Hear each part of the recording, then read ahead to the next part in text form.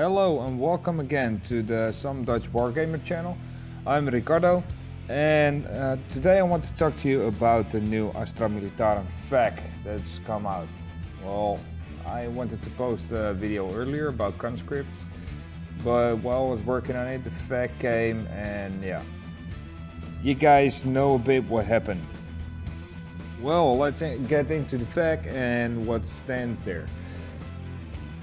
There are some things in there that are not really good for the rules that were there. One of the things is the summary execution of commissars, like Commissar Yarick, a Lord Commissar, a normal Commissar. Well, the rule is changed to the following. Summary execution. The first time an Astra Militarum unit fails a morale test during the morale phase whilst within 6 of any friendly commissars, one model of your choice in that unit is slain and the morale test is re-rolled. Do not include the slain model when re-rolling the morale test. So this basically means if you fail a morale test, you have no choice but to re-roll again. And yeah, I don't know really why you must re-roll. The only thing I can think of is if you have a chance to pass a morale test the second time. But there are no modifiers for it, so I don't really get why. Commissars were really good with conscripts next to them. The thing is, with conscripts, they take a shitload of casualties. So if they fail a morale test, they have more than 8 or 9 casualties most of the time. So they will fail their morale test anyway. What the commissar does with this rule is they add another casualty to the conscripts. I think that's kind of weird. We had a buff coming, but I don't think this is the right nerf for the rule that it was. I would have preferred, like, yeah, 1 plus D3 casualties or something, but I think this nerf is a bit too harsh. And yeah, this completely negates the commissars and why they are used in guard armies. What I see is mostly people took commissars with conscripts, and if you take 30 conscripts, which is the equivalent of 90 points in match play, and you have a commissar, which is the equivalent of 31 points, which makes 121. For these points, you also can get 3 infantry squads, and an infantry squad consists of 10 models, so that makes 30. What it does is you have 4 up ballistic skill instead of 5 up for the conscripts. You have 4 up weapon skill instead of 5 up for conscripts. And you got 2 attacks more per squad because you have a sergeant with it, which has 1 attack extra on his profile. Plus he has a chain sword, so that gives an extra attack also. The only downside is you don't got the same leadership as the commissar because you don't have the bubble, and that's easily to negate. What you can do is you can take regimental standard, which gives an extra leadership, or you can take regimental doctrines like Mordian or Kedachan, which give an extra leadership. So there are different ways to get that leadership up. The battlefield role the conscripts had was to stand in the way of stuff that would put your big units in close combat, and your big units could not fire. They were really an imperial speed bump. They cannot do that really good anymore because if they get a lot of casualties, the casualty rate will be a lot higher.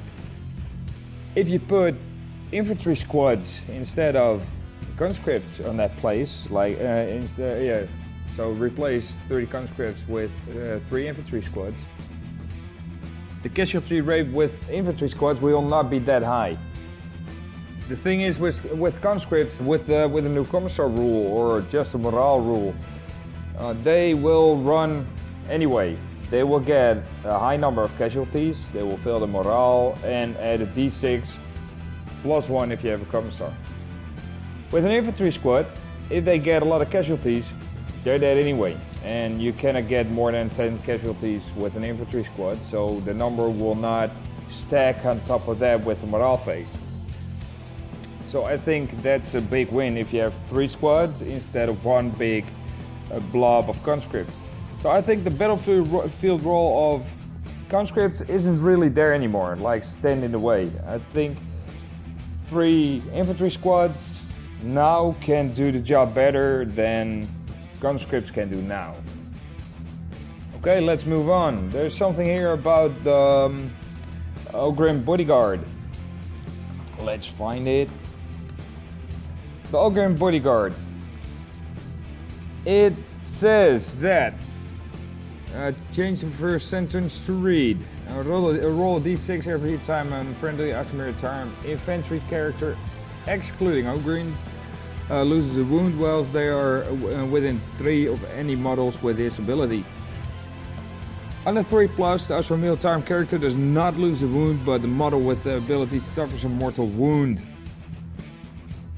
This is exactly the same as what is in the codex. The only thing that is not in there is what in the codex stands. In addition, this model may not be accepted as a warlord and may not be given a warlord trait. I don't get it. Why do you want an Ogrim bodyguard to be your warlord anyway? Kind of weird, but okay, the change is there. The same is for Nork the dog. Loyal to the end, change the first sentence to read. Well, almost the same as the Ogrim bodyguard, except the 2+ save or 3+ save is now a 2+ save. And Nork the dog can be taken as your warlord with a change, which is also kind of weird.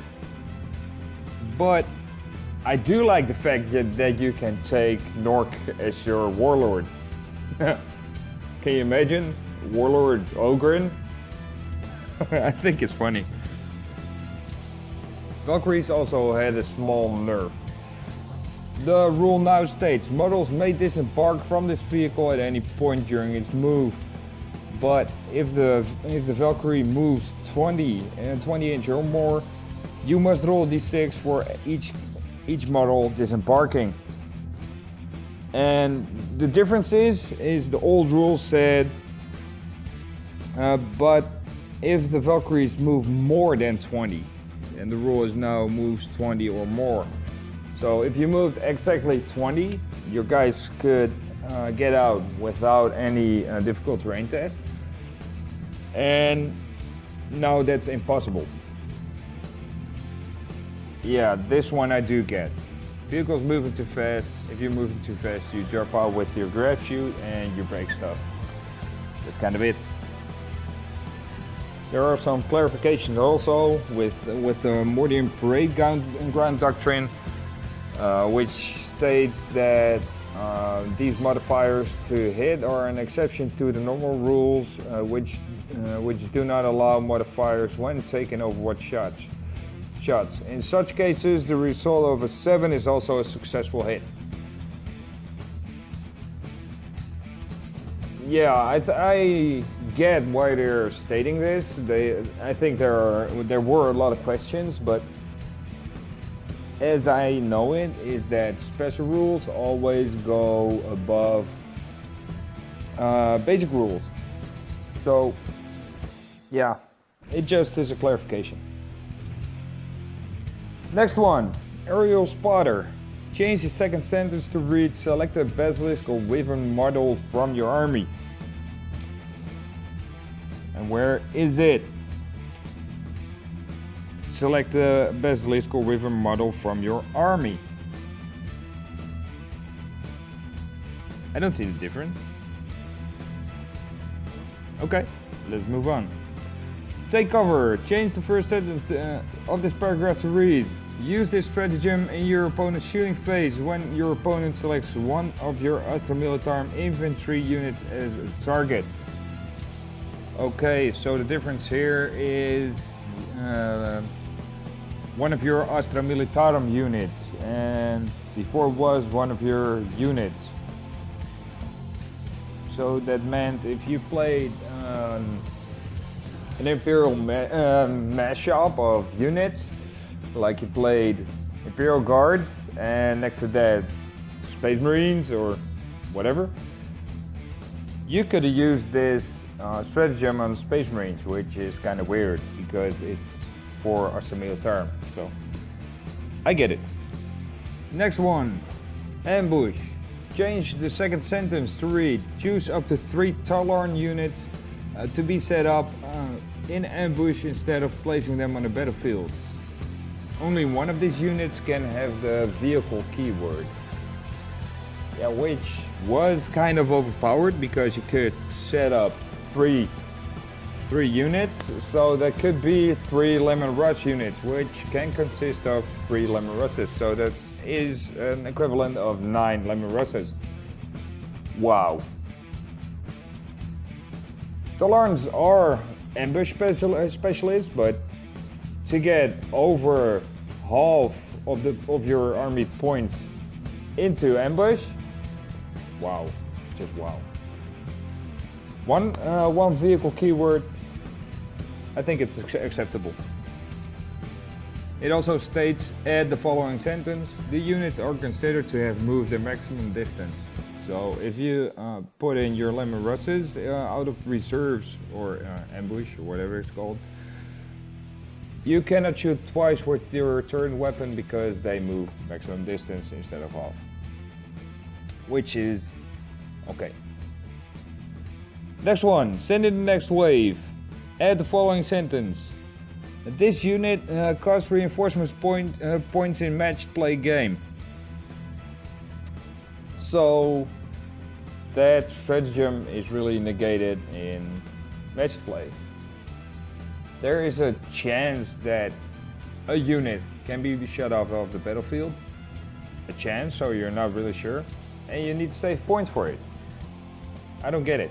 Why just not put 2 units of the same on the battlefield at the start and not spend any command points with it? It's kind of weird.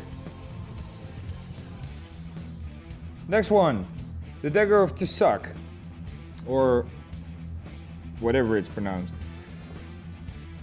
Add the following sentence at the start of the rules text: infantry officer models only.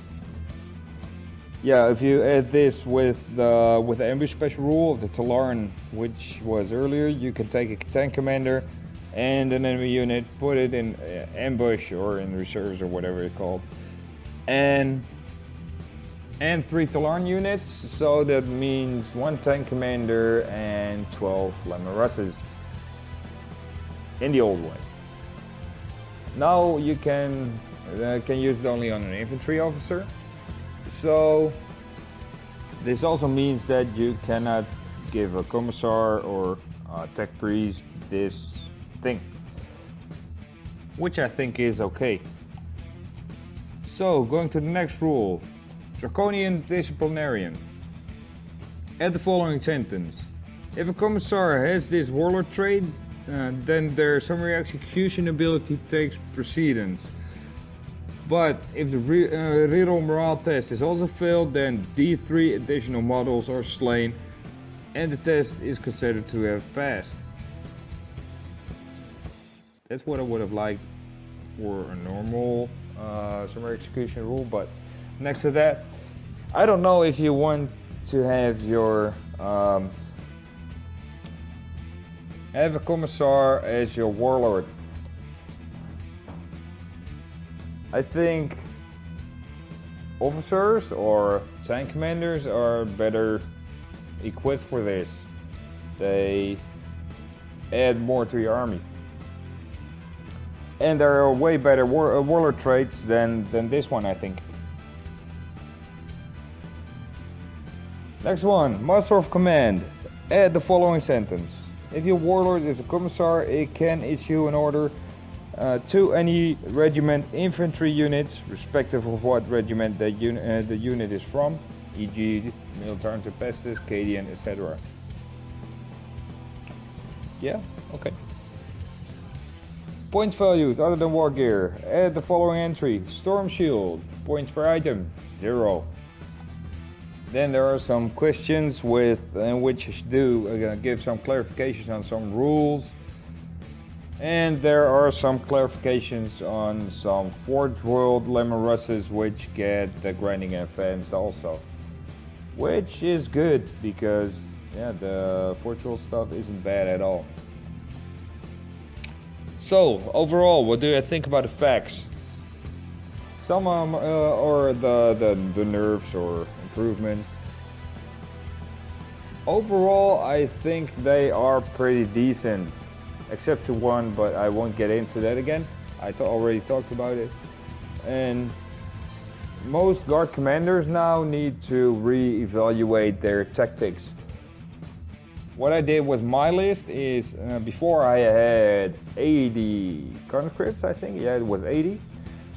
And now I got 6 infantry squads. The 80 conscripts were 2 blobs of 30, 1 of 20. And now I got 6 infantry squads, which I can also give some weapon options and stuff, which is good. And I had some points left to get some officers to give them orders. It gives a bit of flexibility also. Flexibility you got more units to go all over the battlefield to get a bit of board control. Most guard armies aren't that much of moving armies. There is a bit of flexibility now to get all over the board, to get your units in cover, which was kind of hard with conscripts. So that's a plus. So there are possibilities to negate the nerf that's been put on commissaries. Let me know what you guys think. Did I see something or did I not see something that you guys thought of? Is my opinion correct in some stuff? Is it not correct? Please put it in the comments. If you like the video, put a thumbs up. Please subscribe to the channel, and I'll see you guys next time.